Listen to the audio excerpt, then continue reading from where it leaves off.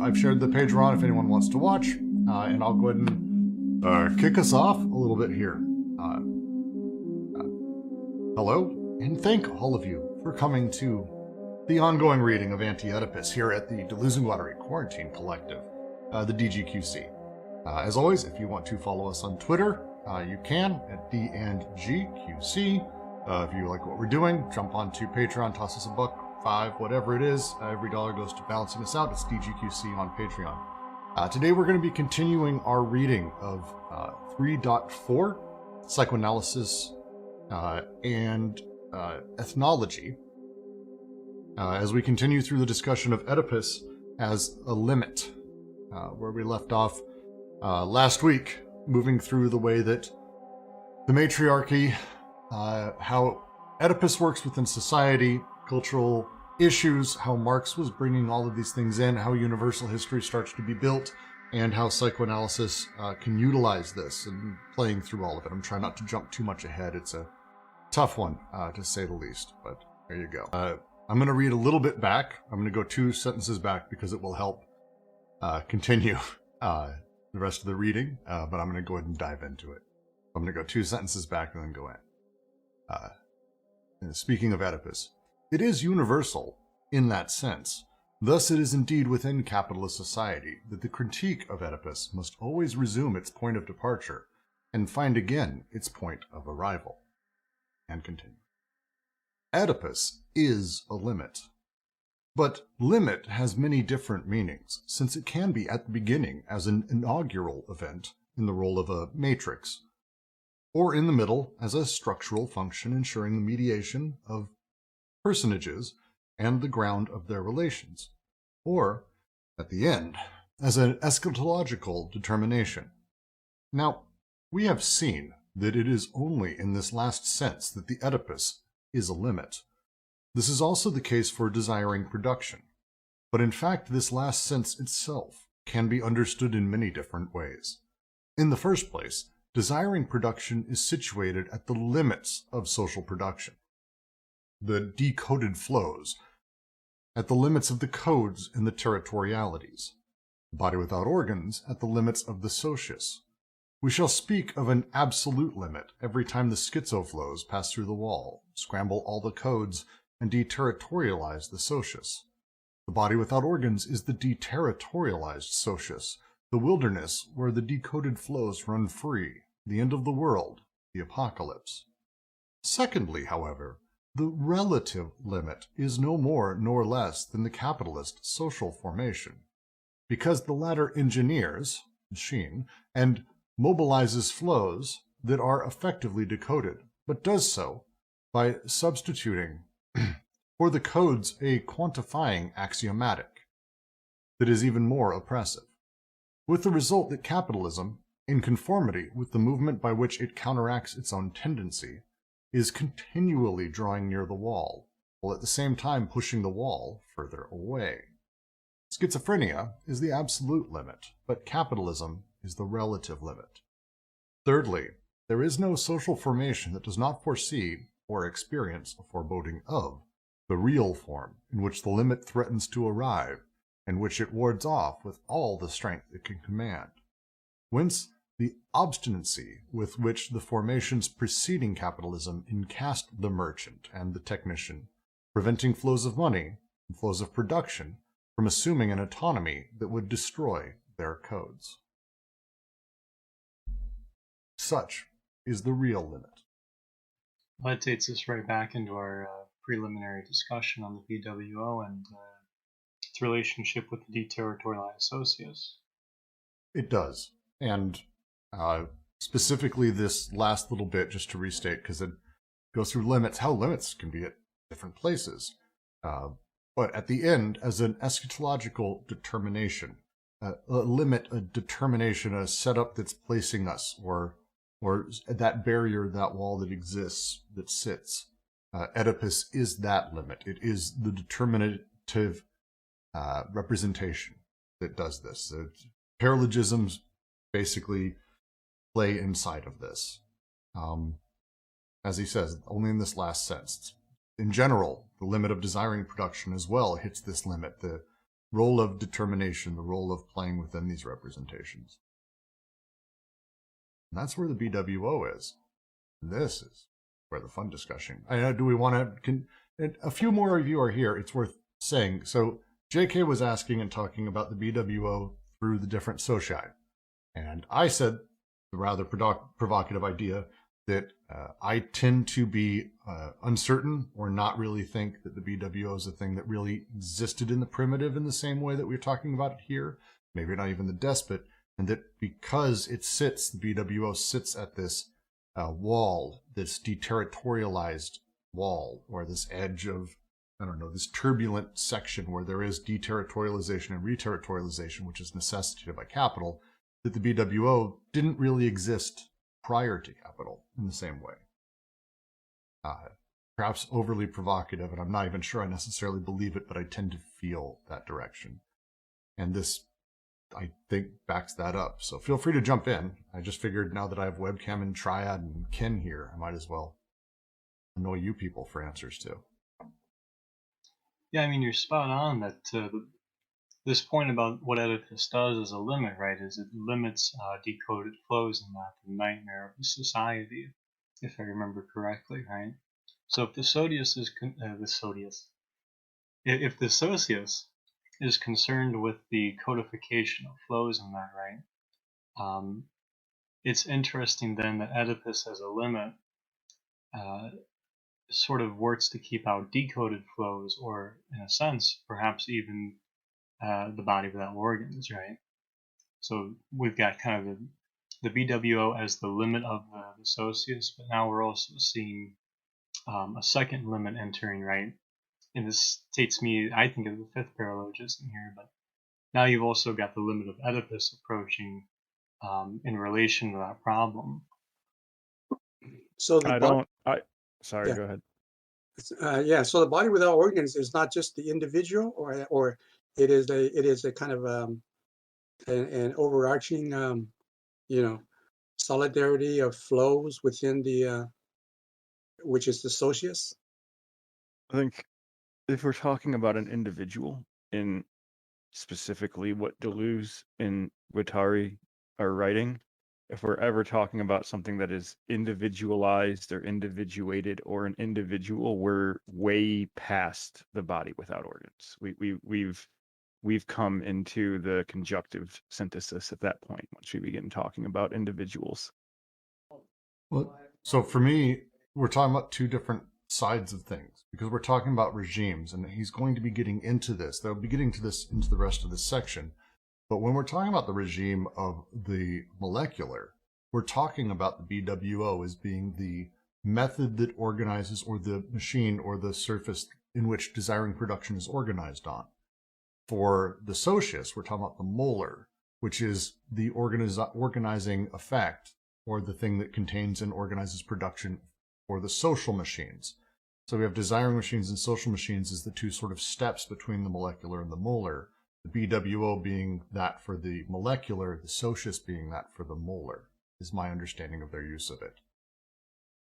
And so that's why they use the term of kind of where they collide at their minimum.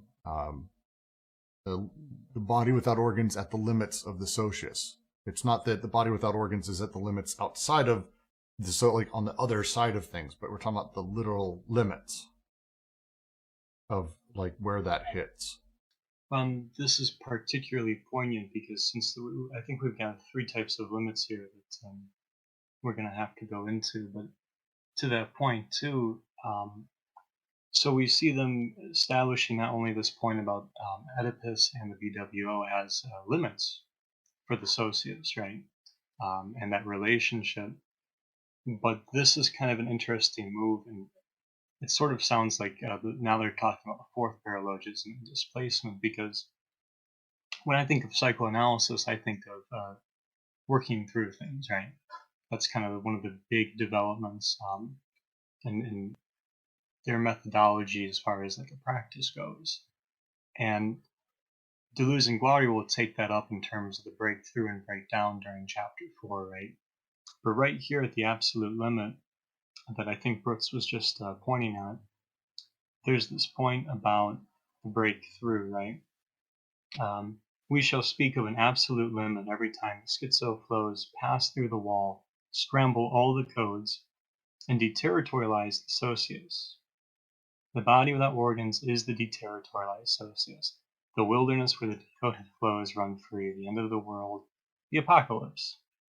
Very cute, but there's a very important point there too, because later on in chapter 4, that's going to be this discussion of what it looks like to do the breakthrough, especially in terms of the body without organs, is going to be a major part of the praxis, as far as also establishing a limit into, I think they call it the submolecular. It's interesting that they use apocalypse here as wording. At least in a very etymological context, because nowadays we associate apocalypse with something that is totally devastating and just a form of destruction. And yeah, this connotation is implied here with it, but also it is, at least for me, a reference to this plane of immanence that is so essential for Deleuze and the movement of the pure difference, because the apocalypse is the final unveiling of truth, so to speak, the last veil that falls or is unraveled and is revealing this absolute revelation, so to speak. So the curtain falls and every structure in this sense of the socius is destroyed, and just this pure flux of forces, which is the body without organs, is revealed. Or maybe I just read too much Heidegger lately. No, I think, I mean, we're talking about, when we talk about the three limits, the first one is essentially the purely uncoded desire. And I think they've said multiple times in one way or another that society could not survive a true desire or an uncoded desire or uncoded flow, that's kind of a thing they've fallen back on a few times. And so this place on the other side of, whatever territorialization there is, this place where everything is a purely deterritorialized socius, where decoded flows run free, the end of the world, the apocalypse, is that sort of, I don't know, a permanent revolution, I think would be something Holland would probably call it. Or they kind of refer to it a little bit as that a little bit later, but I think you're spot on with how you're talking about it. And then the second one that they're talking about, the one step internally, we pull a little bit more back. Secondly, the relative limit is no more or less than the capitalist formation, because the capitalist formation engineers and mobilizes flows that are decoded, but it does this by substituting for the codes a compatible axiomatic, a quantifying axiomatic, a rule around these things that is actually more oppressive than the coding itself. That's the essence of essentially how capitalism works.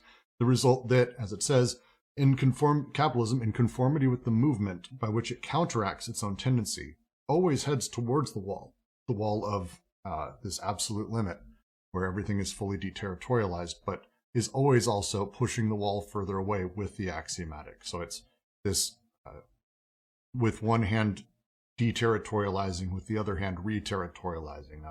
I refer to it as kind of the Whitewater Rapids, or the mass sort of flux point of the entire thing. It's at that point constantly moving it. And that's the second thing, because I know Rimke asked just to sort of talk through that.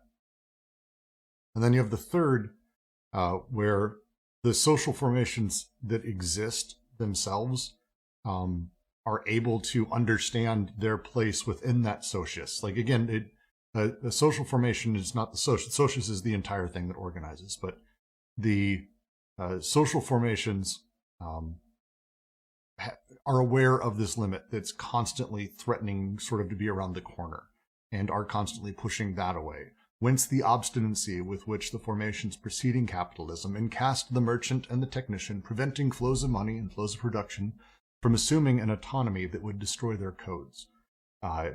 Basically, the desire for social formations to continue the repression of the coding system in order to prevent the pure, unbridled sort of nature of capital that doesn't code in the same way, but utilizes axiomatics, which is even more oppressive, but also terrifying because everything's decoded, which is that far limit. Man, I hope everything I said there wasn't just a load of shit. That's a lot of words. I mean, yeah, the absolute limit, you almost would say it's a point about good sense, right? Because this is, to your point, right? They're talking about how social formations anticipate their own passing away. Well, I guess I should say passing away should flows in that actually gain an autonomy, if I follow them correctly. Rimka asks, are there 3 limits like 3 concentric circles of borders? It's tough to think of these things as concentric circles because that denotes that there are lines. It's not so much that. Think of the BWO as flat whiteness forever. There's a scene in The Matrix where they're standing right before he calls up everything, and it's just this giant white room of neutrality where everything, all the bits can be kind of whatever they need to be at any given time. This is fuzzy, weird, odd thing to say, but that's kind of that outer limit. Nothing is there. Nothing is coded. It's all decoded. It's a neutrality to it. The BWO isn't like a thing or isn't pushing in a direction. It's this neutrality, a sort of heat death of things almost. Is end of the line thing, I guess is how I would describe it. So I'd be hesitant to say it's circles of borders, but it's kind of the BWO and then the real limit, which is the social formations that create such a thing that constantly are coding. And then there's the socius, which has this, in capital specifically, but whatever, has this sort of edge of where the deterritorialization, reterritorialization happens. But out the other side of that is the schizophrenic, who's completely lost to any semblance of social formation whatsoever. That's the sort of 3 layers. And I do think it's worth us moving to the next paragraph, which gets into the real limit. It helps describe it a little bit more. So I'm going to move forward. We'll come back to that. Unless anyone has any last things to say. Yeah, just to that point about the circles, it looks like they want to say it's 3 limits in different contexts. One is inaugurating, one is a matrix, which they'll come back to with things like love, and then the eschatological one, which is the real limit we're talking about now that Oedipus does, right? That's the sense Oedipus is a limit. So it's those, I think, those contexts that help explain it. So does the schizophrenia represent a kind of a possibility of going For that, we really need, I think it's 4.1 where they go through the breakthrough, but it's going to be kind of a few things. But I think it's more about how the BWO is going to fit into making something like that possible, right? Which would be I think you call it the absolute limit, as opposed to the real limit here, which is why I mentioned the 4th paralogism here, right? This is kind of sounds to me like a point about displacement. Well, and I definitely want to make sure we get on audio. Ben's completely right that we are kind of starting to aim at conflating decoding and deterritorialization, and they're not the same thing. We happen to be talking about them in one of the times where they cross over. They cross over here in very specifically the outer limit, where all the codes are scrambled and the sociist is deterritorialized. This is not a thing they are not the same thing. It's different setups, different things, but it's awkward to talk about. But it's a fair point. But I want to read the next paragraph, and we'll continue because I want to get through this at some point. When such societies are confronted with this real limit, repressed from within, but which returns to them from without, They regard this event with melancholy as the sign of their approaching death. For example, the Bohannans describe the Tiv economy, which codes 3 kinds of flows: consumer goods, prestige goods, and women and children. When money supervenes, it can only be coded as an object of prestige, yet merchants use it to lay hold of sectors of consumer goods traditionally held by the women. All the codes vacillate. Doubtless, to begin with, money, and to finish with money, is an operation that cannot be expressed in terms of a code. Seeing the trucks that leave loaded with export goods, quote, the Tiv elders deplore the situation and know what is happening, but do not know where to place their blame, end quote. A harsh reality. But fourthly, this limit inhibited from the interior was already projected onto a primordial beginning, a mythical matrix, as an imaginary limit. How can this nightmare be imagined? The invasion of the socius by non-coded flows that move like lava? An irrepressible wave of shit, as in the Forb myth, or the intense germinal influx, the this side of incest, as in the Yugurugu myth, which introduces disorder into the world by acting as the representative of desire. Whence, in the fifth and last instance, the importance of the task of displacing the limit, causing it to pass into the interior of the socius, in the middle, between a beyond of alliance and affiliative this side of, between a representation of alliance and the representative of filiation, as one attempts to tame the dreaded forces of a river by digging an artificial riverbed, or by diverting it into 1,000 shallow little streams. Oedipus is this displaced limit. Yes, Oedipus is universal, but the error lies in having believed in the following alternative. Either Oedipus is the product of the social, repression, psychic repression system, in which case it is not universal, or it is universal and a position of desire.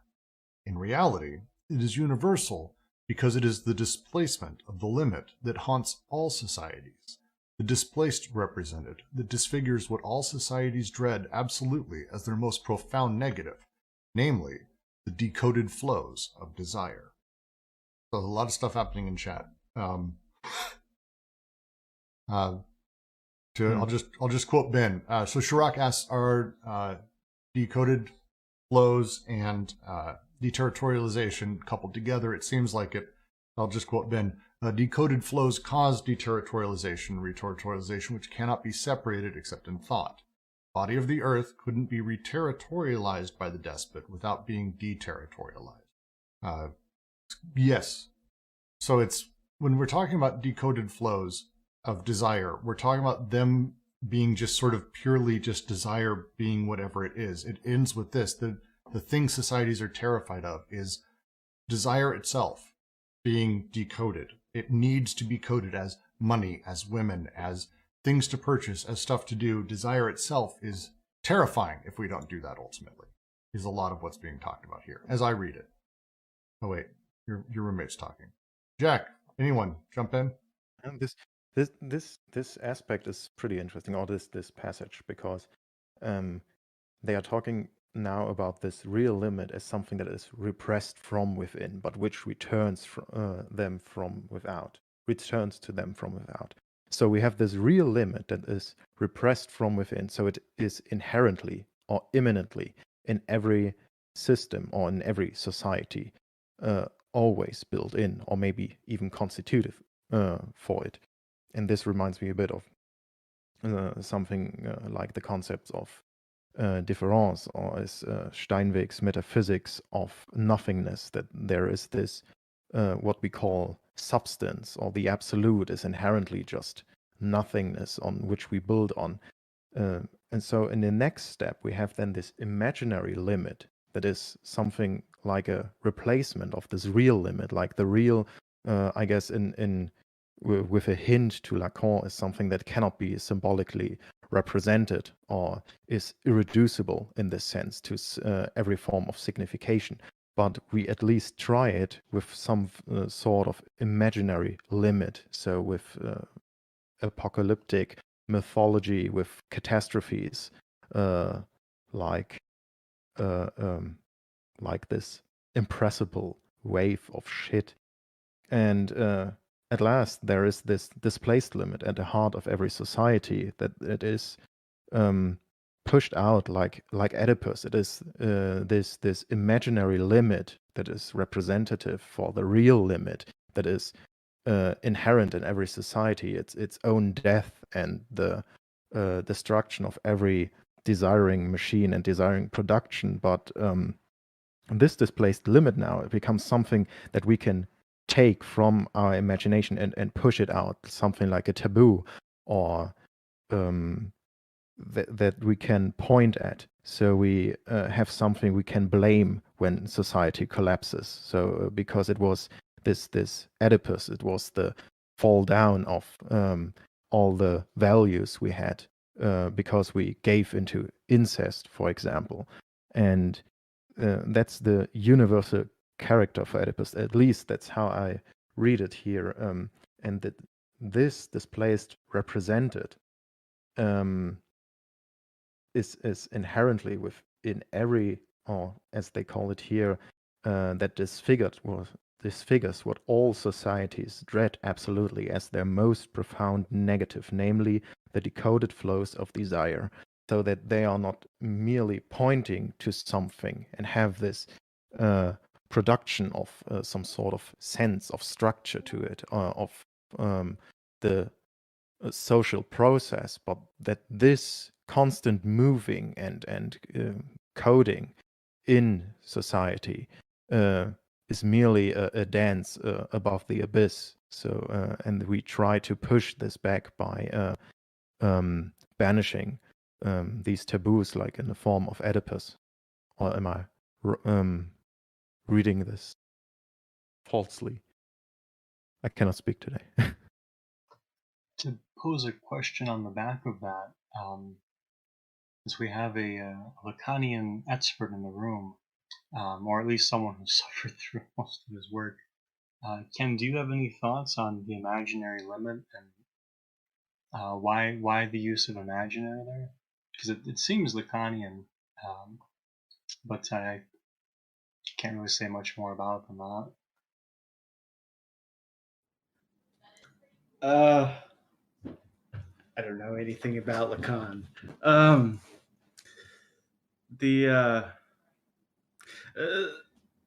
So it's interesting. So he was talking about apocalypse earlier, and in Difference and Repetition, he notes Bernswagger in talking about the saying that schizophrenia is like the theater of terror or something, and that's this area of the imaginary real.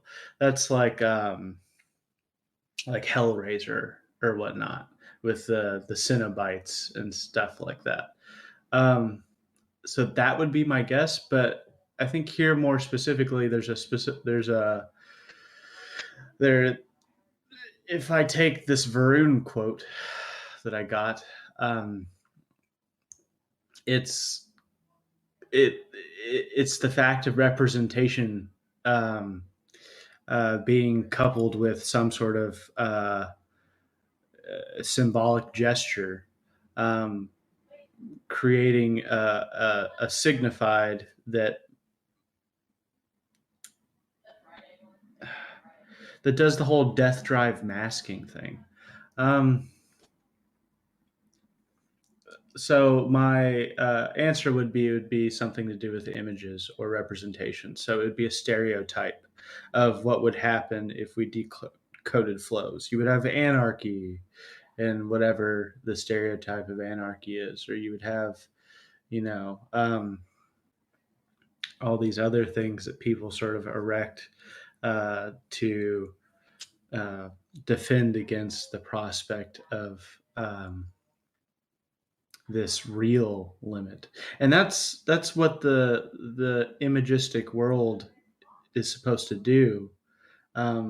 So we erect images of spiders and other things to actually sort of triangulate us from a more terrifying sort of fear.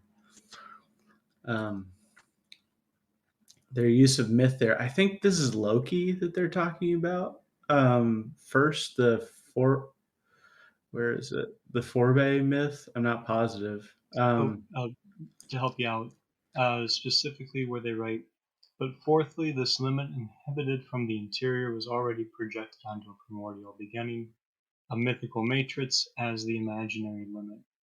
How can this nightmare be imagined? The invasion of the Socius by non-coded flows that move like lava?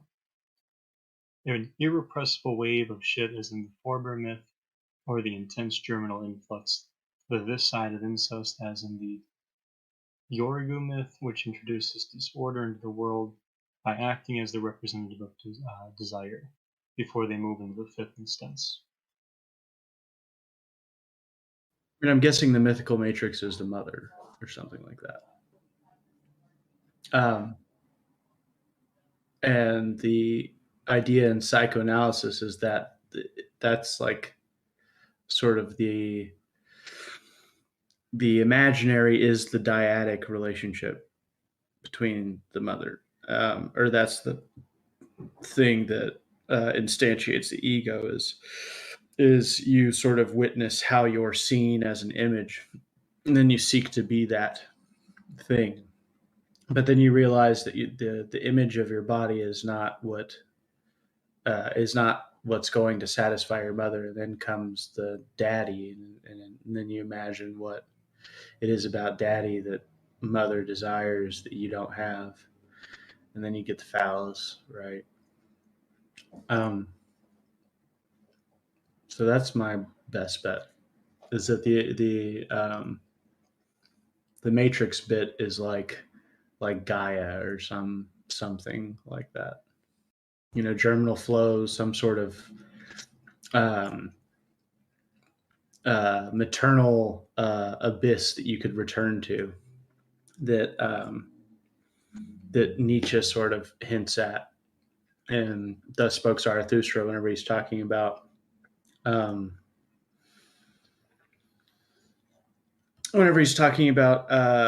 witnessing his most terrible thought or something, and he's asking it to come, and then it comes, and you don't quite know what it is, but he's like, oh God, oh ha, let go, and then it knocks him out for like 2 weeks or something like that. And I think that's a good example of this real limit, but it's not.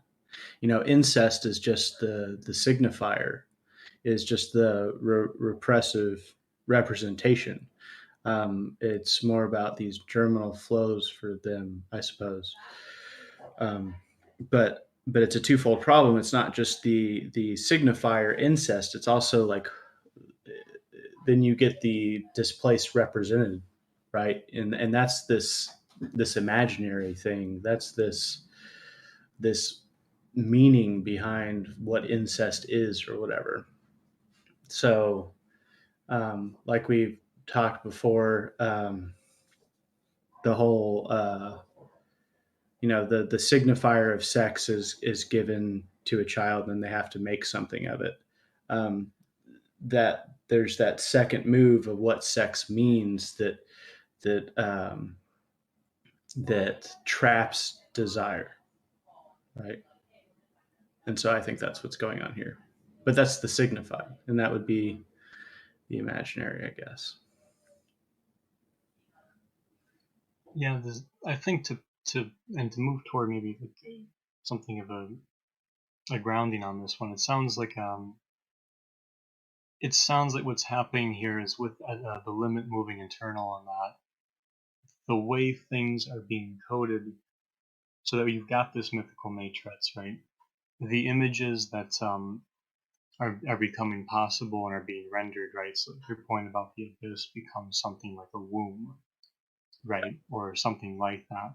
That point about this use of the imaginary, I think, suggests then that with the displacement, so that which has been displaced is now being imagined, I think, in terms of the Oedipal, right? With the Oedipal as the limit of the displaced.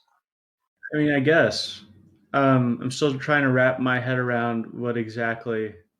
I mean, it's straightforward what they say Oedipus is, but finding that place within everything else has been sort of difficult for me. But yeah, for sure. Like, because then all of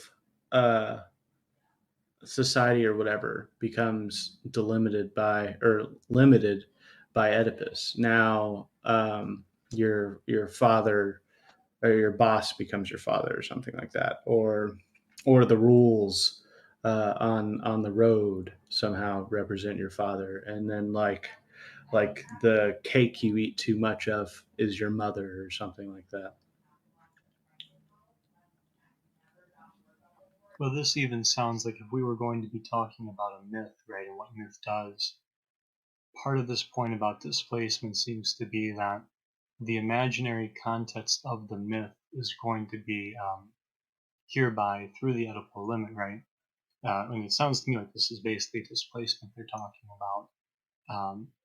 Is going to be Oedipalized, right? So it's going to be it's going to at least in some way belie an Oedipal imaginary, because that would then, I think, displace the decoded flows, right? Because the examples they're pointing to are like the germinal influx, right? But this side of incest is in the Yorgu myth. I don't either, but I remember this point about the germinal influx as I think it's the repressing representative. It's the second part of the three steps. So I don't remember the terms very well, unfortunately, but it's the second one in that. So I know what they're pointing at in terms of representation in that. I mean, what's funny is that like this imaginary displaced limit is sort of in Oedipus itself, like the image of incest, and then him cutting out his eyes, right? And that's that limit. It's just an interesting way to say it. The image of incest. I will just say I'm also having a really good discussion with Ben at the same time, so that's why I've been a little bit silent. We're going to have a chat about this, Ben. We will discuss this, because this is good shit. I'm not saying that push it in fifth or hold off. I'm at no point, Ben, and am I saying that there was no BWO ever and that this is some new thing. Like that, it's also not what they say. Like that as a thing, the methodology of how the unconscious works is not new. This isn't like something that formed later and primitive people had an undeveloped unconscious. This is not the argument that they're making, I believe, or the one I'm making. So we'll get back to it. Anyway, we should get to the fifth. Do you want to jump into that, Jack? Yeah. I mean, I spent last weekend clawing my eyes out after incest, but I will give it a shot. So whence in the fifth and last instance the importance of the task of displacing the limit, just as immediately following what Ken and I were discussing in terms of the imaginary limit, causing it to pass into the interior of the socius, i.e. the limit, which is in the middle between a beyond of alliance and affiliative this side of, between a representation of alliance and the representative affiliation, as one attempts to tame the dreaded forces of a river by taking an artificial riverbed or by diverting it into 1,000 shallow little streams. Oedipus is this displaced limit. Yes, Oedipus is universal, but the error lies in having believed in the following alternative. Either Oedipus is the product of the social repression, psychic repression system, in which case it is not universal, or it is a universal and a position of desire. In reality, it is universal because it is the displacement of the limit that haunts all societies, the displaced represented, that disfigures what all societies dread absolutely as their most profound negative, namely the decoded flows of desire. So to kind of kick this off, if we move this into the fifth paralogism, right, basically like a bad ontogenesis of Oedipus, right? Where Oedipus is explains itself as point of arrival and departure, right? It takes itself as the end, and then it's because it's the end, it's kind of also the beginning, right? So in that sense, a point about the universal. It's also perhaps totality, or maybe even a structure there. So in that sense, what that functions as, it seems to be here, is going to be as a displaced limit. And that might be worth opening up. What do you guys think about the use of displaced limit here? I personally like it. I think it's an interesting way for us to begin the discussion of how, and we will be getting into this, how anti-production and repression function. And the displaced limit is, I think, a good beginning that starts to point at some of that, especially with some of their later the usage of it. Oedipus being this displaced limit, the idea of, yes, it is universal because it is the displacement of all limit that haunts all societies. We don't ever want to actually get to that limit, and so we find ways to essentially scare ourselves and find reasons to ways to justify it, I suppose would be a good way to put it. Yeah, I think you're spot on that it's, at least as I'm reading this, it sounds like what they're getting at is that which is decoded is changing, right? And so the displaced limit, right, since we're talking about not only the decoded, but how it's represented, right, through Oedipus, that which is represented is actually changing, right? So at the Oedipal limit in its displacement is changing, and one would think that affects what is decoded as well. I wanted to ask, does that mean that this idea of Oedipus being universal means that all societies that rely on this triangular familial structure, like filial piety, is a kind of is this kind of limit that that societies fear the displacement of? You're asking. Oh, go ahead, Brooks. No, please, because I was going to say, I think actually we're going to be talking about the next two paragraphs actually in order to answer that, because it's the exact right question to ask, I think. But go ahead, Jack. That works for me, because I was going to ask if I understood it correctly, but yeah, No. If you want to just push into it, I'm cool with that too. I'm going to jump forward. We'll come back. JK, if we don't answer by the end of this, make sure we do, for sure. But I think the next couple paragraphs are going to be able to start answering that. So I'll continue. This is not to say that the universal Oedipal limit is occupied, strategically occupied in all social formations. We must take Gardner's remark seriously. A Hindu or an Eskimo can dream of Oedipus, without, however, being subjected to the complex, without having the complex. For Oedipus to be occupied, a certain number of conditions are indispensable. The field of social production and reproduction must become independent of familial reproduction, that is, independent of the territorial machine that declines alliances and filiations. The detachable fragments of the chain must be converted, by virtue of this independence, into a transcendent detached object that crushes their polyvocal character. The detached object, phallus, must perform a kind of folding operation, a kind of application or reduction. A reduction of the social field, defined as an aggregate of departure, to the familial field, now defined as the aggregate of destination. And it must establish a network of one-to-one relations between the two. For Oedipus to be occupied, it is not enough that it be a limit or a displaced represented in the system of representation. It must migrate to the heart of this system and itself come to occupy the position of the representative of desire. These conditions, inseparable from the paralogisms of the unconscious, are realized in the capitalist formation. Furthermore, they imply certain archaisms borrowed from the imperial barbarian formations. 1 second, I'm going to sneeze. Oh my, sorry about that. The conditions, inseparable from the paralogisms of the unconscious, are realized in the capitalist formation.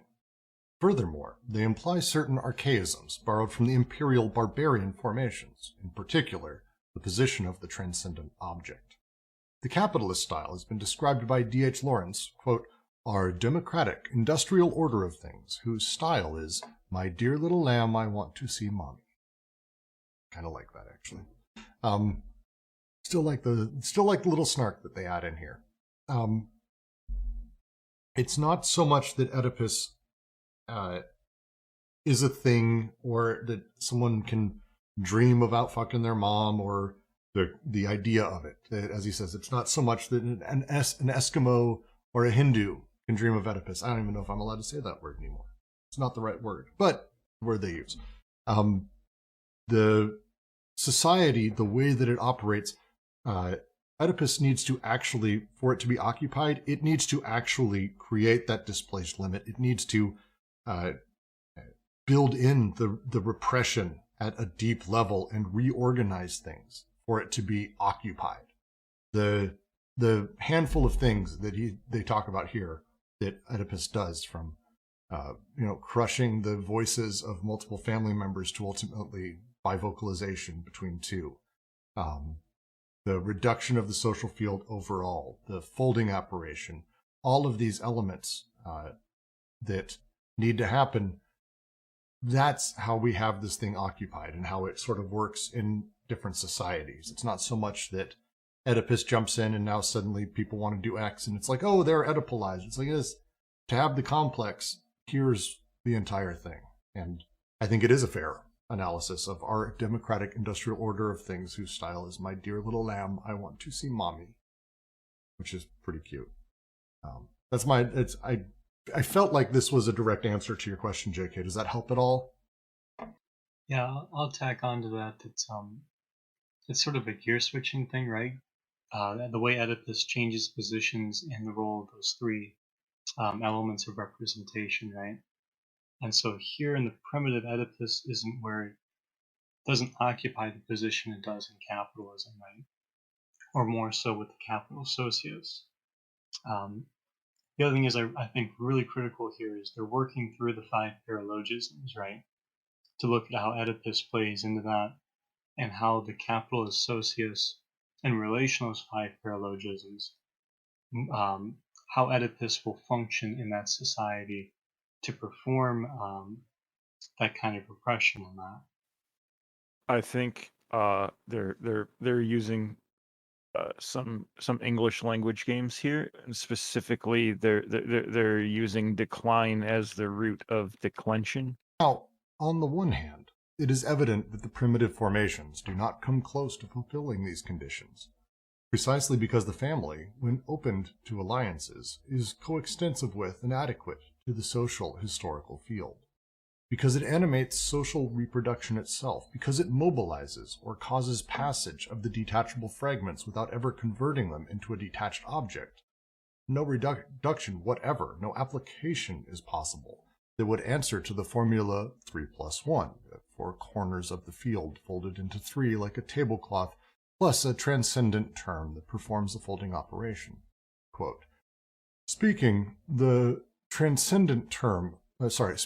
dancing, exchanging, and allowing to flow, and even urinating in the midst of the community of men, quote, as Perrin himself puts it, to express the fluidity of the flows and the primitive codes. At the heart of primitive production, one always finds oneself at 4 + n, in the system of ancestors and affines, far from being able to claim that there is no end to Oedipus. One sees that it never manages to begin.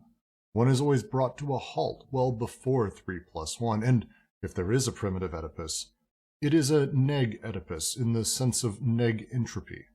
Oedipus is indeed a limit or a displaced represented, but precisely in such a way that each member of the group is always on this side of or beyond, without ever occupying the position. Gardner has understood this very well in the formula we cited. It is colonization that causes Oedipus to exist, but in Oedipus, that is taken for what it is, a pure oppression, inasmuch as it assumes that these savages are deprived of the control over their own social production, that they are ripe for being reduced to the only thing they have left, the familial reproduction imposed on them being no less oedipalized by force than it is alcoholic, or sickly. I'm going to read the footnote. Perrin puts it, to express the fluidity of the flows in the primitive codes. Regarding the coextensivity of marriages with the primitive social field, see Jalin's remarks, quote, marriages are not governed by kinship laws. They obey a dynamic that is infinitely more complex, less rigid, whose invention at each moment utilizes a number of coordinates of another order of importance. Marriages are more apt to be a speculation on the future than on the past, and in any case, these marriages and their speculation derive from what is complex, not from what is elementary, and never from what is rigidly fixed. The reason for this is not by any means that man knows laws only so he may violate them, whence the stupidity of the concept of transgression. Last time we did this reading, this paragraph, we spent an hour on. Just mentioning. I went back and listened to a little bit, and I'm not sure we made necessarily good headway with it. We ended up doing a review session that was essentially focused almost solely on this paragraph as well. Yeah, Doug was here to explain neg entropy. Roger came in a little bit late, but was able to do that. This is not an easy set, and I'm not even sure I can actually help here. So maybe want to break it down bit by bit. If we start at the top, right? So what they lay down in terms of the 5 paralogisms in Oedipus in relation with capitalist socius, right? The primitive formations or the primitive socius doesn't come close to fulfilling those conditions, right? So we don't have Oedipus in the last stage of the representation, right? And this looks like they're going to explain in this paragraph why that is, and how Oedipus does function here. And that the way that society is organized in the primitive, which is the earth socius, where things are done for the earth, their organization doesn't allow it. The 3+1, the +1 is the thing that I think they're really attaching to here. Does anyone have the ability to dive into that? Because, again, I'm going to start rambling. Nobody wants that, really. Because the 3+1, the 4 corners of the field folded into 3 like a tablecloth, plus the transcendent term that performs the folding operation. So before I've been getting the hints that they're talking about the primordially repressed, and whenever you guys were saying how before what they were talking about had something to do with anti-production, that sort of reminded me of how Freud suggests that this that there's some sort of anti-investment from the preconscious in the primordially repressed that keeps it from going up that limit. But here, like last time, I guess this 3+1 is supposed to be the phallus, and it does sort of have this folding operation. It's a meaningless signifier. It's a signifier without a signified, and it is always already a repetition. And in that way, it's able to hold together a chain of signification. And there's lots of examples of this. Anytime you say something so many times, it's essentially meaningless, but at the same time, it is the very thing that has some sort of purpose of group cohesion. That's sort of this function of the phallus. So freedom sort of does that. Democracy sort of does that. In Blue Velvet, the antagonist in that the antagonistic character who he says like fuck a million times. That's like an example. Yeah, Frank. Yeah, he says fuck so many times that it can mean absolutely anything. It's totally meaningless, but at the same time, it's sort of the thing that solidifies his position in his group, so to speak. So I think that's what's going on with this 3+1 thing and this folding thing. Dancing, exchanging, and allowing the flow, and even urinating in the midst of community of men. Yeah, like a lion walks around and urinates and marks his territory, I guess, is that point. I don't know. Maybe I could be wrong. But this next part, this 4+N, I was hoping someone could go into a little bit more before I don't think they really get into the 4+N until the next chapter. So Yeah, I'm going to say that this is something we may have to put a pin in order to push forward. Okay. I hope that. For me, the 3+1 is just Oedipus in this sense, because it is this folding of the plane represented by this fourfoldedness, this already expanding plane of 4+N, when they say at the heart of primitive production, one always finds oneself at 4+N. So we have this topological plane plus N more dimensions that could be added to this in the system of ancestors and affines. But with Oedipus, with the formula of 3+1, we have always this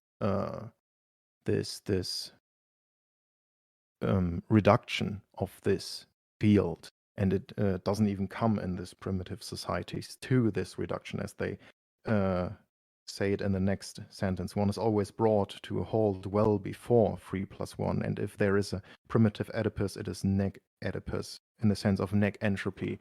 So we have here this structure of Oedipus as this three-foldedness, this trinity of daddy, mommy, me, the father, the mother, and the child, plus the operation that is reducing this plane that is simply fourfolded most of the time, plus sufficiently more dimensions. That is just folded, like with this metaphor of the tablecloth that is just folded in that way, that is just sufficient to this free-foldedness of the Oedipal triangle through this operation that is also needed, because we don't only have the three elements in this relationship, but we also need the reductive folding that brings this social field to overlap, to match this schema of Oedipus. I think that's probably how I think I grasp it too. That the 3+1 is a demand that everything becomes either one of those elements. It's always everything being folded in. Whereas 4+N, and that's the part that confuses me, is that the N or the 1, because it's written like an equation almost, it feels like those are. It's not. The 4+N is the relations that I have in my sort of immediate family. However, there's a lot of other components to it. The plus in the as they say, the complex network of affines and ancestors that are added to any familial unit I might have is where it starts. And that's why Oedipus doesn't, because Oedipus needs to get me to 3+1, and it's just not possible. Neg Entropy is a difficult term to grasp here, and it's the idea of essentially an ability to get to normality, or how to put it. It's a towards normality, towards the push towards that. It's a term that's used inside of therapy. It's a term that's used inside of mathematics and physics primarily, is actually where it came from.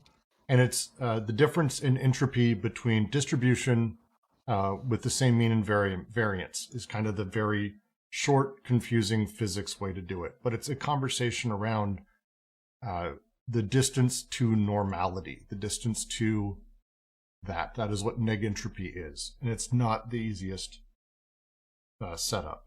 If you have a system at equilibrium, and then you have the system as it is now, the same system, neg entropy is the delta between them. So if there is a primitive Oedipus, it is a neg Oedipus in the sense of neg entropy.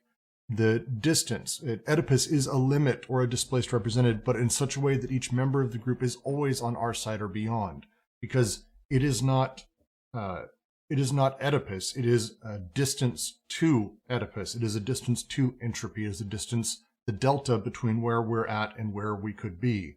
This is the reference they're making there. And so for primitive people who don't have the 3+1 or the ability to get there, the neg Oedipus, it's a terrible way to set it up. It's tough without Doug, and I don't remember what Doug said last time, but I think I follow you, because that seems to jive. So I don't know if it's well enough to say anything about the correctness of that, but I do think that jives with the point that, because the interesting thing here is, right, what does Oedipus exist here? And so they write it as Oedipus, following what you said about Oedipus not being here except as a neg Oedipus, right? If it is colonization that causes Oedipus to exist, but an Oedipus that is taken for what it is, a pure oppression.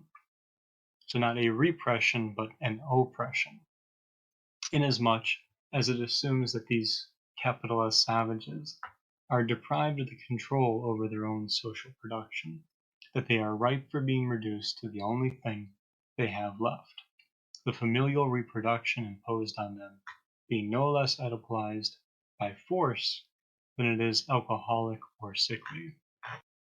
So to your point about systems changing, right? This is a changing of the primitive and the capital socius, right, or socii, and the way that we're moving.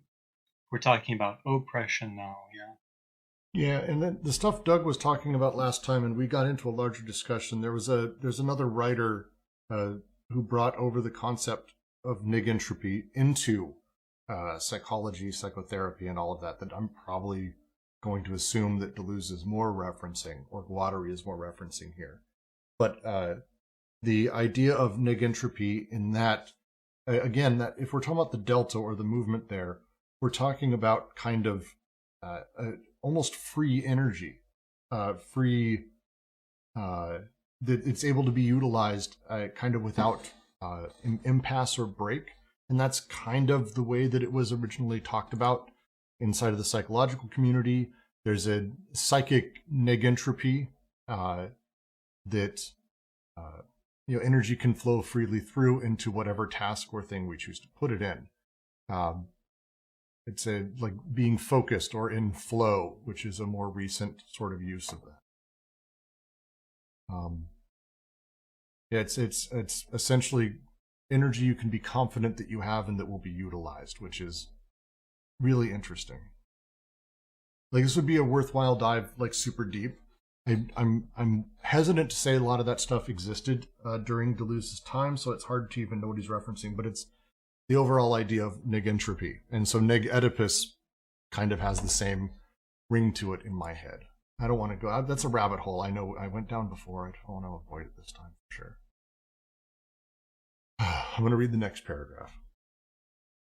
I think like a really good way to think about neg entropy, especially as it's been kind of redefined, is the order of a closed system versus its surroundings. So think about like an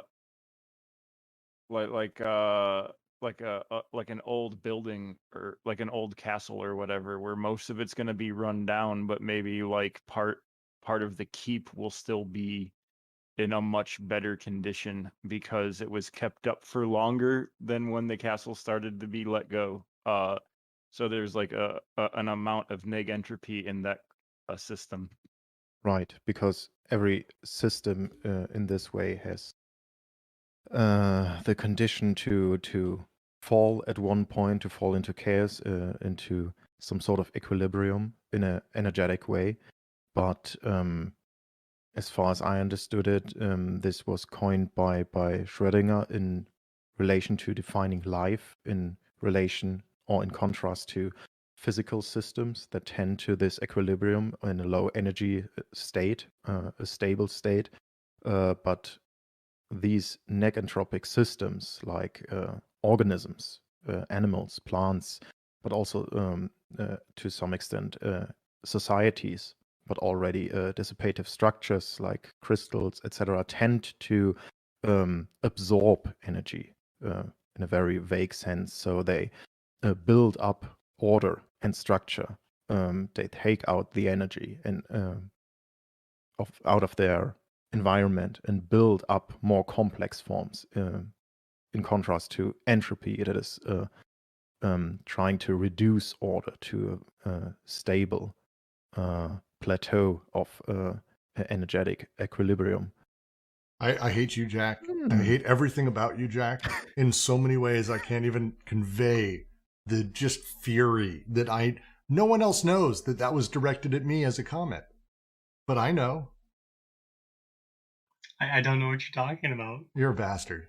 I was confused if this was just a very gay reference or if it was the Star Wars reference. It was a Star Wars reference because Jack of course. just really hates me a little bit. Damn internet kiddies and their references to pop culture. Yeah. I'm now gonna just read.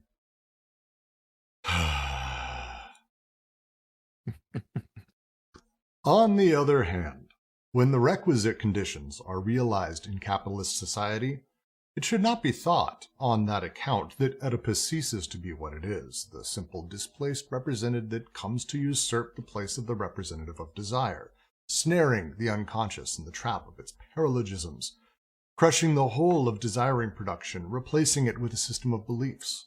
Oedipus is never a cause. It depends on a previous social investment of a certain type, capable of falling back on family determinations.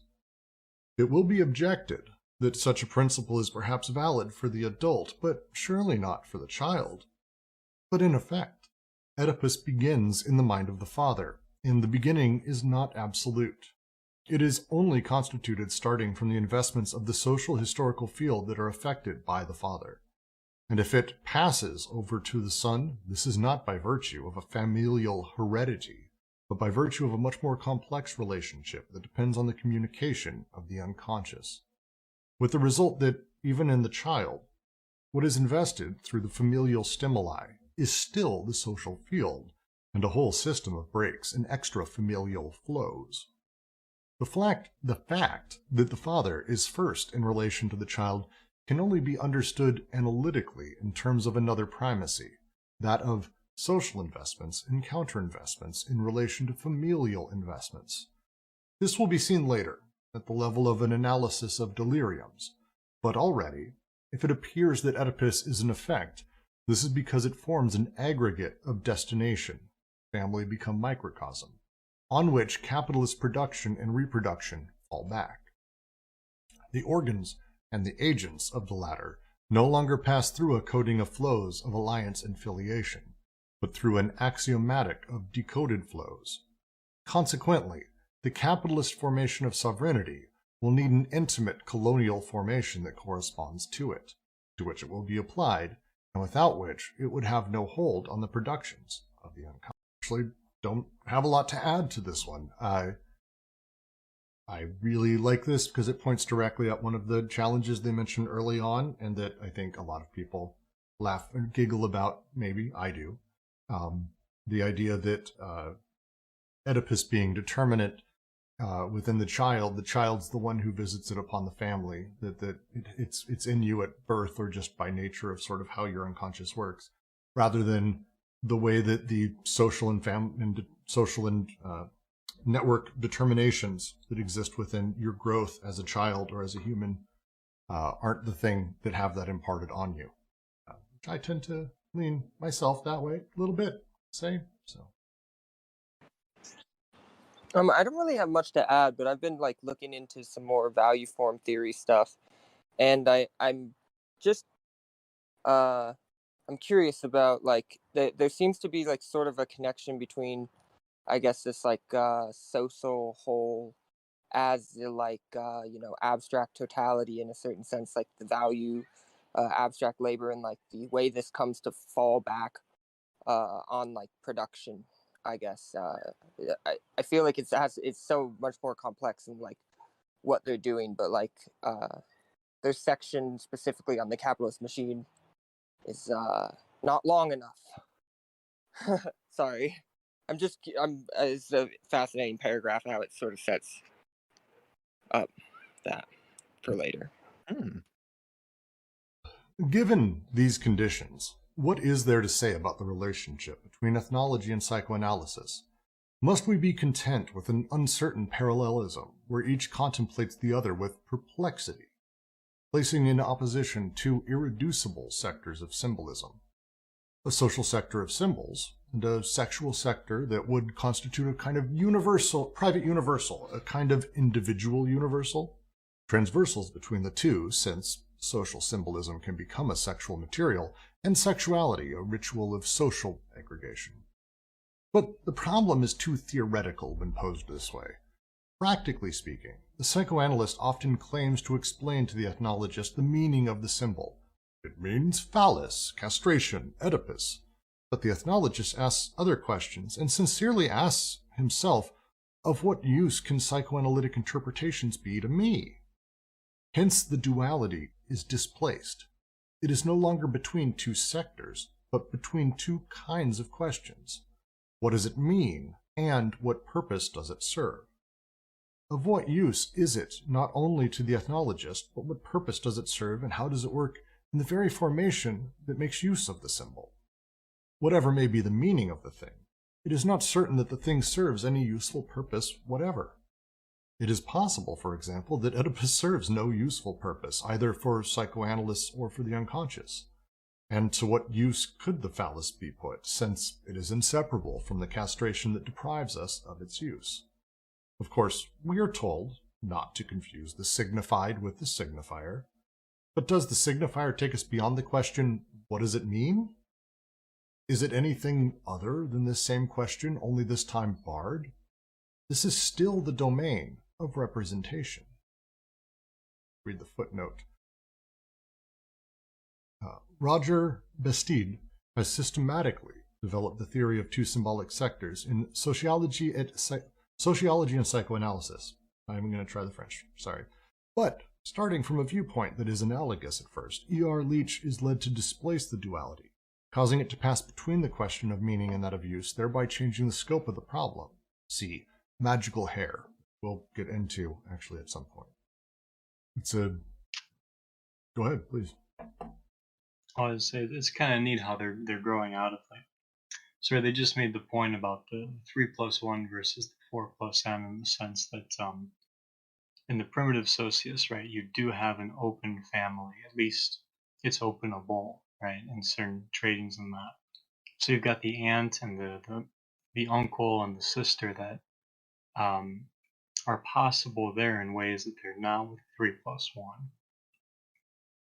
And so it's interesting to see them pushing that further now, having brought up colonialism, and colonization, and now they're moving into this question of the parallel between, I guess, is it enough to be content with an uncertain parallelism where each contemplates the other with perplexity placed in opposition to irreducible sectors of symbolism? So it's cool to see them pushing that even further now. The true misunderstandings, the misunderstandings between ethnologists, or Hellenists, and psychoanalysts, do not come from a faulty knowledge or recognition of the unconscious, of sexuality, of the phallic nature of symbolism. In theory, everyone could reach an agreement on this point. Everything is sexual or sex-influenced from one end to the other. Everyone knows this, beginning with the users. Practical misunderstandings come rather from the profound difference between the two sorts of questions. Without always formulating it clearly, the ethnologists and the Hellenists think that a symbol is not denned by what it means, by what it does, and by what is done with it. It always means the phallus or something similar, except that what it means does not tell what purpose it serves. In a word, there is no ethnological interpretation for the simple reason that there is no ethnographic material. There are only uses and functions. On this point, it could be that psychoanalysts have much to learn from ethnologists about the unimportance of what does it mean? When Hellenists place themselves in opposition to the Freudian Oedipus, it should not be thought that they put forward other interpretations to replace the psychoanalytic interpretation. It could be that ethnologists and Hellenists will compel psychoanalysts for their part to make a similar discovery, namely, that there is no unconscious material either, nor is there a psychoanalytic interpretation, but only uses, analytic uses of the syntheses of the unconscious, which do not allow themselves to be defined by an assignment of a signifier any more than by the determination of the signifieds. How it works is the sole question. Schizoanalysis forgoes all interpretation because it forgoes discovering an unconscious material. The unconscious does not mean anything. On the other hand, the unconscious constructs machines, which are machines of desire, whose use and functioning schizoanalysis discovers in their immanent relationship with social machines. The unconscious does not speak, it engineers. It is not expressive or representative, but productive.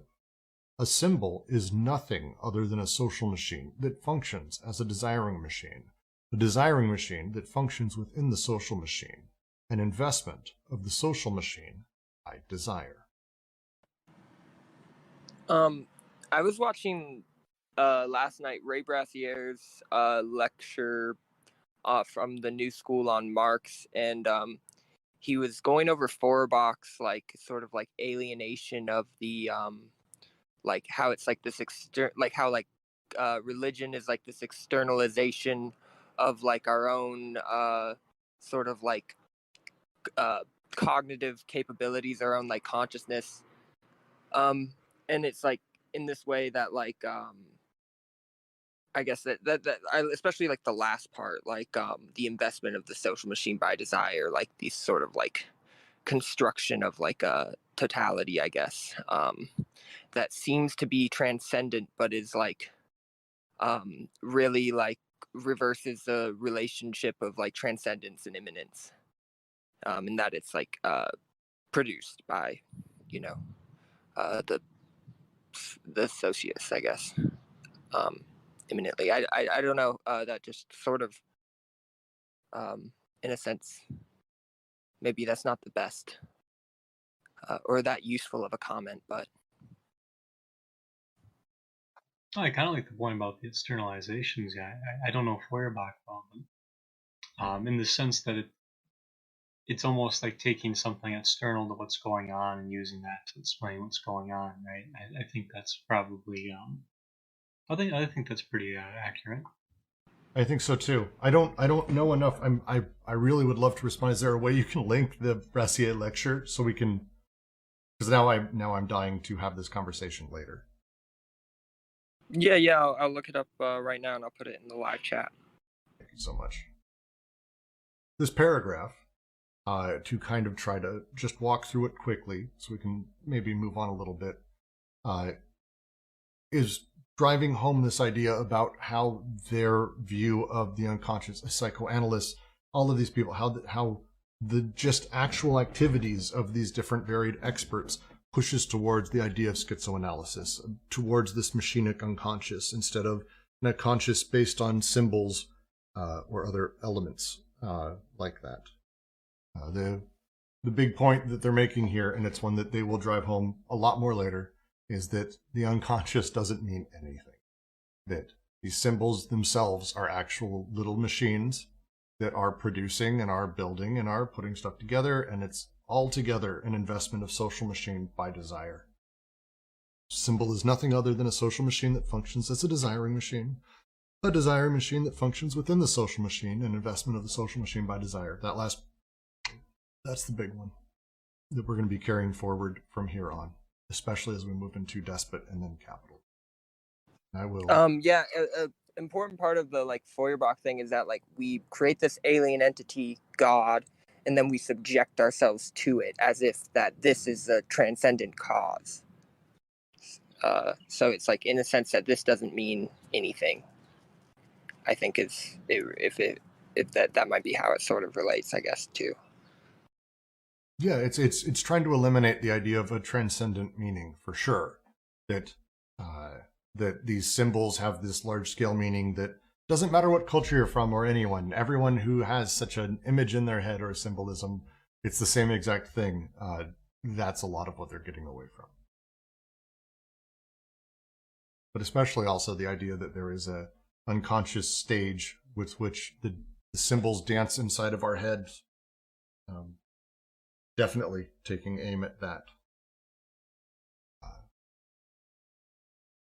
But we're about to get into a little bit more of that because we're about to get into Guattari. So I'm going to just read the next paragraph to continue this. We're getting into Guattari here. Be ready. It has often been said and demonstrated that an institution cannot be explained by its use any more than an organ can. Biological formations and social formations are not formed in the same way in which they function, nor is there a biological, sociological, linguistic, etc. functionalism at the level of large determinate aggregates. But the same does not hold true in the case of desiring machines as molecular elements. Their use, functioning, production, and formation are one and the same process.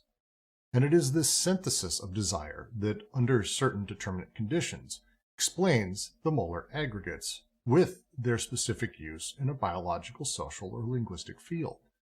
This is because the large molar machines presuppose pre-established connections that are not explained by their functioning, since the latter results from them. Only desiring machines produce connections according to which they function, and function by improvising and forming the connections.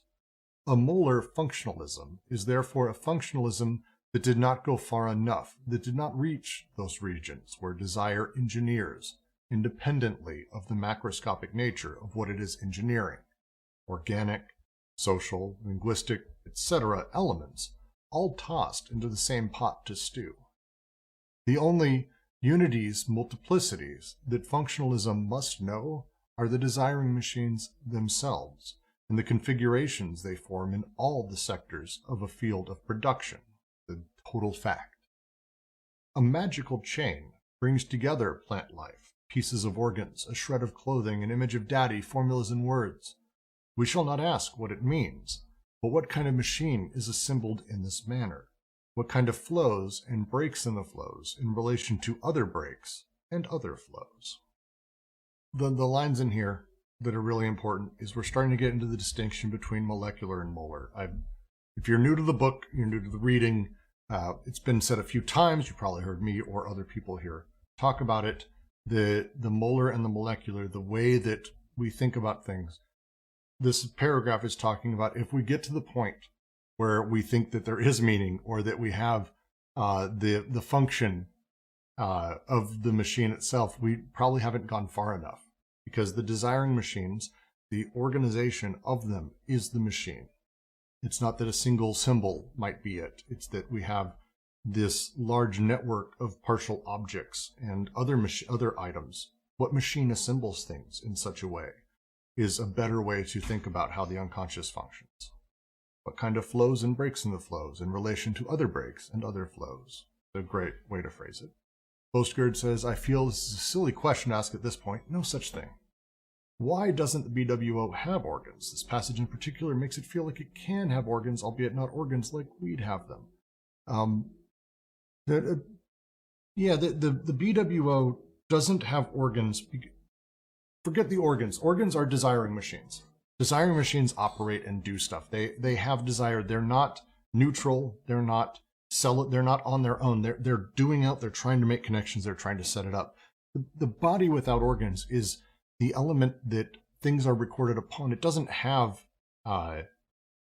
desire itself. It doesn't have a goal or a thing. It just has sort of an essence, a shape, if you want to say, a setup. The organs that it does have form, that it talks about here, Ben nails it. In chapter 1 on the disjunctive synthesis, it does get into the meat of this. The BWO has organs that form on its surface, but it doesn't have its own organs or organization. It hates and resists being organized. And I think there is supposed to be a dash in there, even though I think it's supposed to be clever and a good comment. Like organized as well as organized, literally, like having it set up where this is the way you're supposed to be. It resists both, I think, actually. Like it would no longer be the productive unconscious, the thing over which the decoded flows can move naturally. If it had its own like organization, it would itself be like entrapping certain flows and rejecting others. But because it's like, especially within sort of like the mechanism of like the disjunctive synthesis, we see the arrival of this like paranoiac machine in relation to the body without organs as it resists the things clinging to its surface, so to speak. It resists any form of permanent concrete organization that would ever end a process of becomings in something that it has come. Like it resists the like the axiomatic finality of being organized with the creates the forces. That's careless wording. It employs the forces of anti-production to that end. Glad you liked it, Post. And there's no such thing as a question too late. Literally, if you're not understanding a sentence or a concept, don't hesitate to ask. That's the point of why we do these readings every week. It makes us rethink what we're talking about. We had the discussion. JK asked at the very opening something that now we're going to be having a huge discussion on, whether or not BWO existed prior or how it functions prior to capital. There's like a gigantic conversation to be having with a bunch of this, so don't hesitate to ask questions for anything. It's the whole point of the project, as we might say. I will continue. Analyzing the symbolism of the forked branch among the Ndimbu, Victor Turner shows that the names given to them form a part of a chain that mobilizes the species and the properties of the trees from which the branches are taken, as well as the names of these species in turn, and the technical procedures with which they are treated. Selections are made from signifying chains no less than from material flows. The exegetical meaning, what is said about the thing, is only one element among others, and is less important than the operative use, what is done with the thing, or the positional functioning, the relationship with other things in one and the same complex, according to which the symbol is never in a one-to-one relationship with what it means, but always has a multiplicity of reference, being always multivocal and polysemous. Analyzing the magical object booty among the Kikuyu of the Congo, Pierre Benaf shows how it is inseparable from the practical syntheses that produce, record, and consume it. The partial and nonspecific connection that combines fragments from the body of the subject with those of an animal, the inclusive disjunction that inscribes the object in the body of the subject and transforms the latter into man-animal. The residual conjunction that causes the residue to submit to a long voyage before burying or immersing it. If present-day ethnologists are again evincing a lively interest in the hypothetical concept of the fetish, this is unquestionably due to the influence of psychoanalysis. Is there a paragraph break on this page? Is that just my version? But it would seem that psychoanalysis offers them just as many reasons for doubting the notion as it offers for attracting their interest. For psychoanalysis has never said phallus Oedipus castration, more often than apropos of the fetish. While for his part, the ethnologist senses that there is a problem of political power and economic and religious force inseparable from the fetish, even when its use is individual and private. Hair, for example, the rituals of hair cutting and coiffure. Is there any interest in referring these rituals to the phallus's entry as signifying the separate thing, and in everywhere re-encountering the father as the symbolic representative of the separation? Wouldn't this be tantamount to remaining at the level of what it means? The ethnologist finds himself before a flow of hair, with the breaks in such a flow, and with what passes from one state into another through the break. As Leach says, hair as a partial object, or as a separable part of the body, does not represent an aggressive or separate phallus. Hair is a thing in its own right, a material part in an aggressing apparatus, in a separating machine. Once again, it is not a question of knowing if the essence of a ritual is sexual, or if it is necessary to take into account political, economic, and religious dimensions that would go beyond sexuality. So long as the problem is put in this manner, so long as a choice is imposed between libido and noumen, the misunderstanding between ethnologists and psychoanalysts can only be aggravated, just as it continues to grow between Hellenists and the psychoanalysts apropos of Oedipus. Oedipus, the club-footed despot, who clearly invokes an entire political history that brings into conflict the despotic machine and the old primitive territorial machine, whence derive both the negation and the persistence of autochthony, brought into clear relief by Levi Strauss. But this is not enough to desexualize the drama. On the contrary, in reality, it is a question of knowing how one conceives of sexuality and libidinal investment. Must they be referred to an event or to something that is felt, which remains familial and intimate in spite of everything, an intimate Oedipal feeling even when it is interpreted structurally on behalf of the pure signifier? Or rather, is it necessary to open sexuality and libidinal investment onto the determinations of a socio-historical field, where the economic, political, and the religious are things that are invested by the libido for themselves, not the derivatives of a daddy-mommy?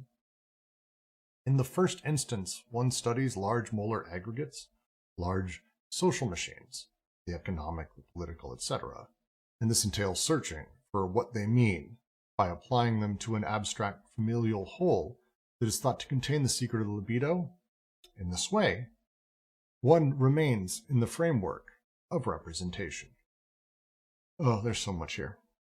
That was a lot. I hate when they do 3-page paragraphs. This may be the part where we all stop, stretch, stand up. I am one paragraph away from the end of this, so we are doing this today. I'm not spending another week on this section. I want to get to territorial representation and push through this because last time 3.4 we did 5 sessions on, and I have no interest in doing that again. None. So let's do our best. Oh God. I'll pose one for discussion's sake. What do you guys make? I thought this was one of the most fascinating lines. What do you guys make of the sentence? So long as the problem is put in this manner, so long as a choice is imposed between libido and noumen, the misunderstanding between ethnologists and psychoanalysts can only be aggravated, just as it continues to grow between Hellenists and psychoanalysts apropos of Oedipus. That's page 182. So what is the difference between noumen and voluptus? It's noumen and voluptus and libido. That's 3. What is the underlying difference between noumen and libido?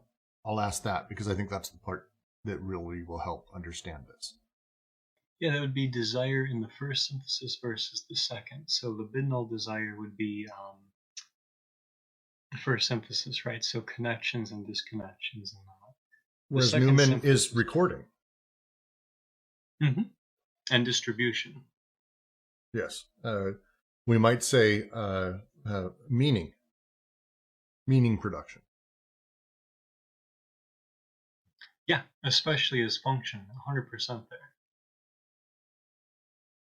Whereas libido is not a step below that. Sounds wrong, but there's no goal of libido. Libido isn't attached to a thing or a representation or any elements that noumen would be. Noumen is creating those, so essentially generating symbology, generating meaning, and generating these elements. So to me, the point that they're driving here with the line, the problem put in this manner, the choice imposed between libido and noumen, you have a choice. Is it that this is the base underlying reality of what a person wants, or that this is representations that a person's driving at. The misunderstanding between these gets put. And Oedipus, the club-footed despot, who clearly invokes an entire political history that brings into conflict the despotic machine and the old primitive territorial, like all of this history, all this stuff, like this doesn't desexualize, this doesn't remove libido, desexualize the drama, remove connecting, disconnecting. This doesn't, put us in a good place. On the contrary, in reality, it is a question of knowing how one conceives of sexuality and libidinal investment. And then they go on to talk through essentially how we are staying within Newman. We're staying within representation. We're not talking about, we're forcing people to choose one or the other rather than seeing how they're connected or how they produce each other. Yeah, I think you're spot on, but it's obviously it's a false choice, right? Because you can't have one without the other, and so you can't have production without distribution, distribution without production. And so I think you're right. There's an interrelationship, and it's interesting that if we walk that back to look at what they're referring to, right?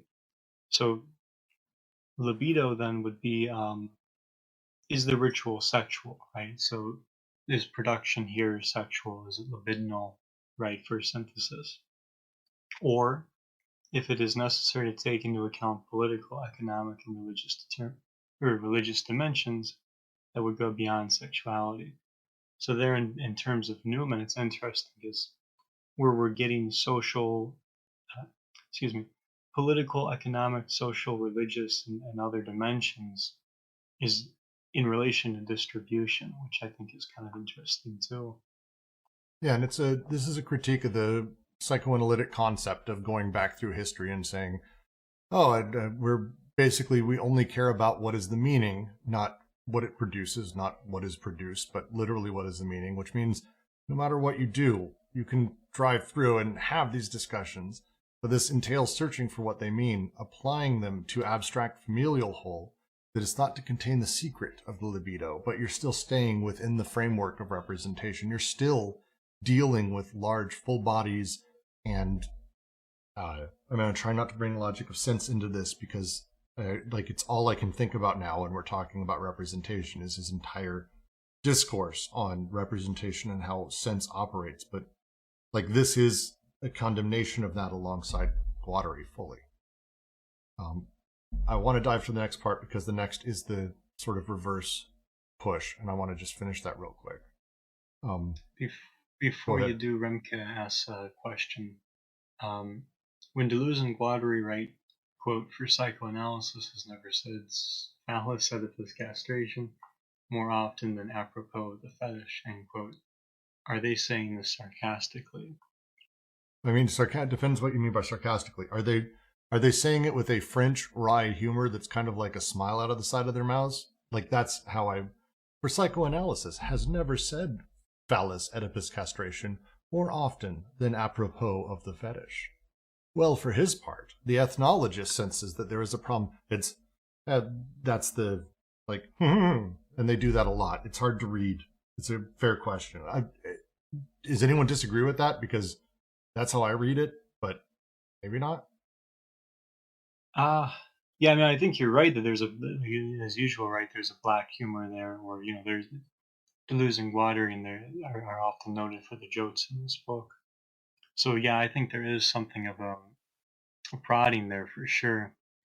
But yeah, I mean, I think they're also being quite direct when they say because they go on to talk about how even hair is a phallus, right? I mean, it's when they call it a fetish tied into the 3+1, right, or the phallus and Oedipus, yeah, which ultimately leads to castration in terms of the psychopyrologism. Yeah, I mean, they definitely mean that too. But I agree with you; they're being quite humorous about it too. Yeah, that's why sarcastic may not be the right word because I think they do mean it, but I think they mean it in a dickish way. I don't know how else to put it. They're making fun of it too, but yeah, in the same way, like when Jung makes fun of Freud for who would pass up a younger woman for their mother, right? I mean, there's a point to be made there, but it's also a point about the use of a joke. Yeah, the tone, they do this a lot, a little bit of a jab, but they do mean it, I think, but it's a jab for sure.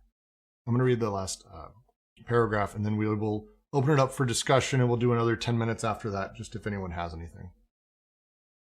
In the second instance, one goes beyond these large aggregates, including the family, toward the molecular elements that form the parts and wheels of desiring machines. One searches for the way in which these machines function, or how they invest and underdetermine the social machines that they constitute on a large scale. One then reaches the regions of a productive, molecular, micrological, or microphysical unconscious that no longer means or represents anything. Sexuality is no longer regarded as a specific energy that unites persons derived from the large aggregates, but as the molecular energy that places molecules' partial objects, libido, in connection. It organizes inclusive disjunction on the giant molecule of the body without organs, human, and that distributes states of beings and becoming according to domains of presence or zones of intensity, voluptus. For desiring machines are precisely that, the microphysics of the unconscious, the elements of the micro-unconscious, but as such, they never exist independently of the historical molar aggregates of the macroscopic solar formations that they constitute statistically. In this sense, there is only desire and the social. Beneath the conscious investments of economic, political, religious, etc. formations, there are unconscious sexual investments, micro-investments, that attest to the way in which desire is present in the social field and joins this field to itself as the statistically determined domain that is bound to it. Desiring machines function within social machines as though they maintained their own regime in the molar aggregates that they form at the level of large numbers. Symbols and fetishes are manifestations of desiring machines. Sexuality is by no means a molar determination that is representable in the familial whole. It is the molecular determination functioning within social and secondarily familial aggregates that trace desire's field of presence and its field of production. An entire, non-Oedipal unconscious that will only produce Oedipus as one of its secondary statistical formations, complexes, at the end of a history bringing into play the destiny of social machines, their regime compared to that of desiring machines. Oh, there's so much. But I think actually it's a fairly clear paragraph as far as Anti-Oedipus goes. It's a fairly clear paragraph that is it's driving through and helping us break down and look through what they're talking about, where they say we're not staying in the framework of representation. We're going down to the partial objects, as we've talked about before, to the micro side. This is where the unconscious is developed. The machines, the desiring machines function in all of this.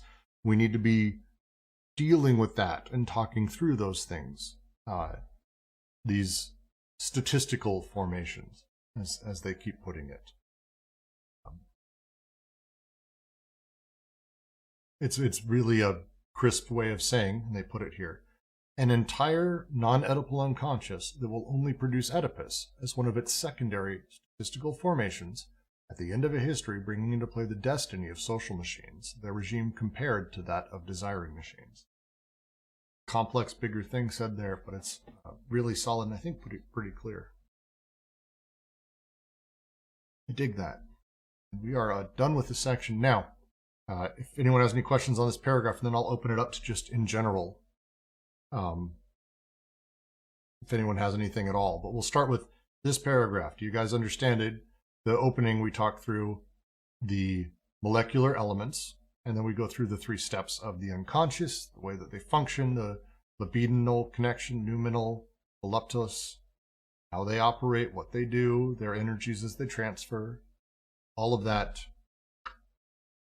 should, I think, is pretty clear. But it's, again, I've read this book a couple times now, so please ask any questions you have at all.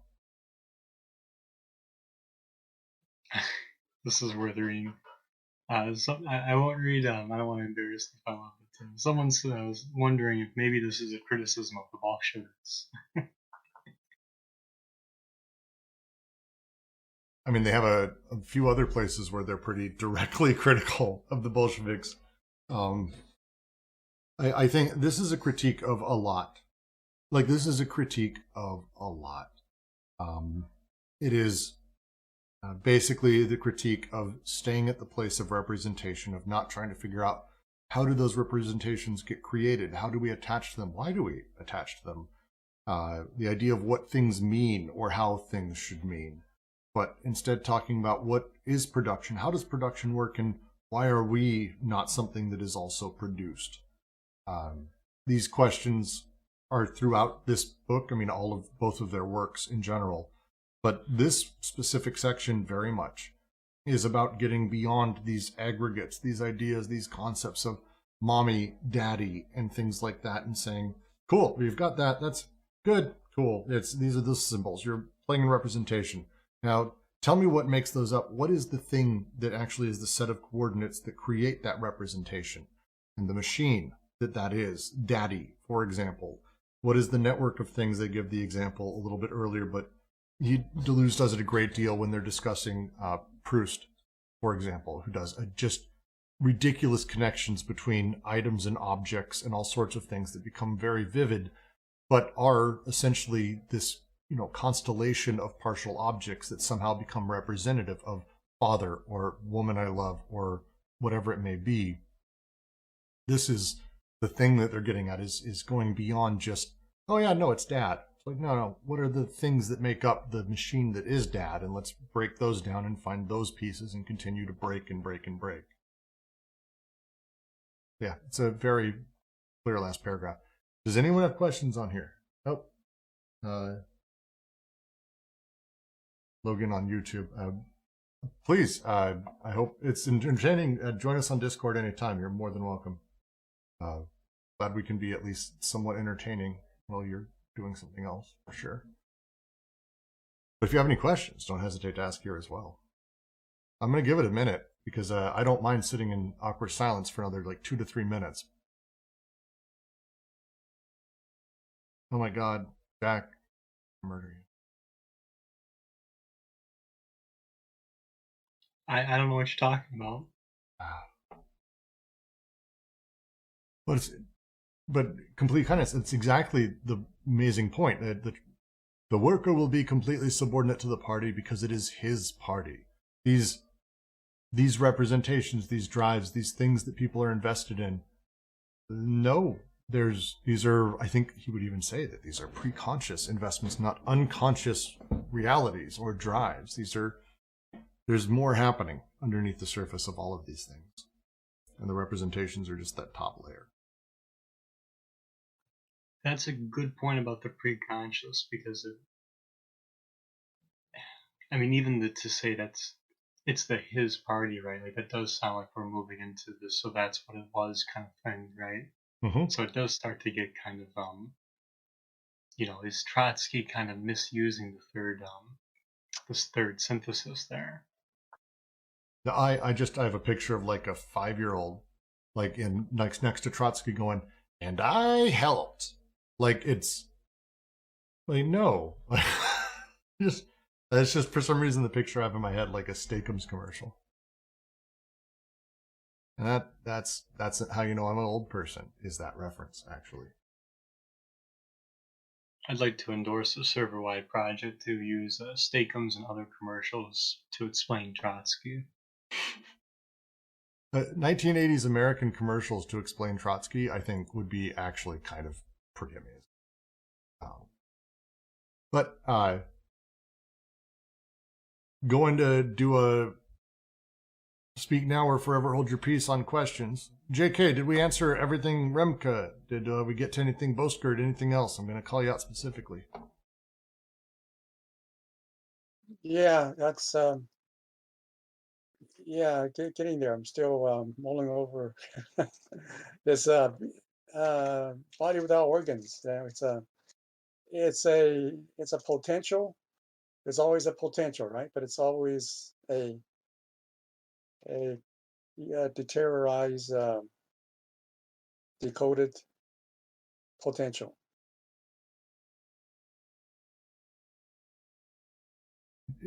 Yes.